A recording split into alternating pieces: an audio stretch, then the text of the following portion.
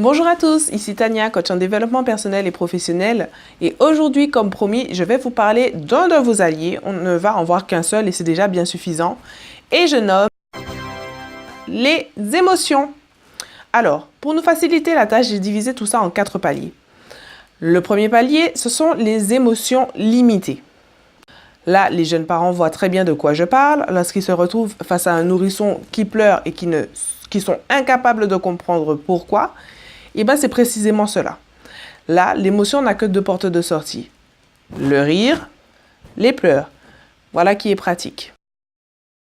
Ensuite, vous avez le palier des émotions diversifiées. Là, chaque émotion s'octroie le droit d'avoir sa propre porte de sortie. Finalement, au lieu de pleurer lorsqu'on est en colère, eh bien, on casse des assiettes. C'est beaucoup plus simple, beaucoup plus sain. Tout va mieux comme ça. Pour le troisième palier, vous avez les émotions canalisées. Les émotions canalisées, c'est un petit peu comme choisir la couleur de sa porte de sortie. Jusqu'à présent, elle était neutre. On était en colère, on cassait des assiettes, c'était pas bien réfléchi tout ça. Et puis on s'est rendu compte que casser des assiettes, ça nous revenait cher en vaisselle. Alors on lui a préféré une autre couleur. On a préféré, par exemple, sortir de jolis mots d'oiseaux. Ça, c'est mieux. Et puis, ça laisse un champ des possibles tellement plus important. Le quatrième palier et le dernier est le palier des émotions manipulées. Et là, c'est le drame. Ne nous voilons pas la face. Nous avons tous été à un moment donné ou à un autre de notre vie au quatrième palier. C'est ce moment où finalement, ces émotions en disent trop. On les voit comme ces petits agents qui en disent trop sur notre état interne. Alors, ça va donner des personnes qui sont tristes et qui sourient. On a tous eu à user de cette ruse à un moment donné de notre vie pour telle ou telle raison qui nous sont propres.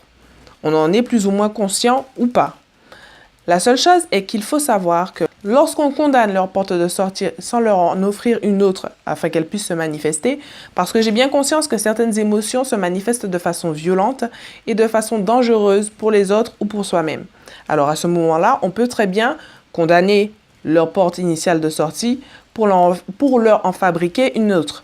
Par contre, lorsqu'on condamne la porte de sortie d'une émotion sans lui offrir une autre façon de se manifester, on va au-devant de problèmes qu'on aurait bien voulu éviter.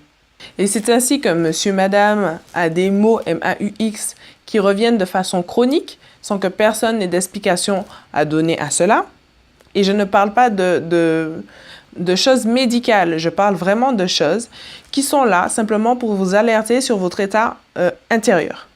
Par exemple, certaines migraines chroniques ne sont pas du domaine médical. Ou, tiens, vous avez tout le temps le dos bloqué ces temps-ci. Est-ce que c'est pas un petit peu l'idée que vous vous faites de votre vie? Je vais m'en tenir là pour aujourd'hui. Je vous laisserai faire votre petit travail d'introspection. Quoi qu'il en soit, on se revoit la semaine prochaine si vraiment c'est une thématique qui vous intéresse. On parlera des schémas répétitifs et de ce qu'ils racontent de votre personne.